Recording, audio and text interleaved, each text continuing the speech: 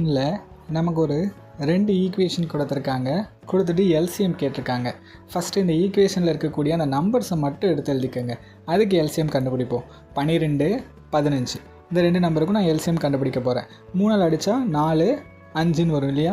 இப்போ இது எல்லாத்தையும் பெருக்கினா எனக்கு என்ன வரும்? 20. 20ஓட 3 பெருக்குனா 60. அப்போ இந்த நம்பர்ஸோட எல்சிஎம் வேல்யூ என்ன? 60.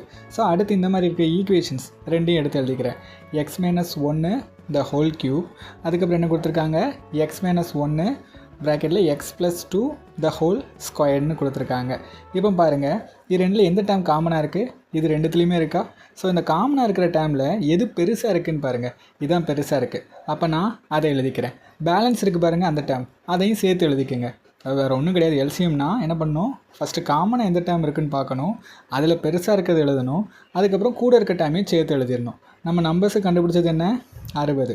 ஸோ அதையும் போட்டேன். இது என்னது? இந்த நம்பர்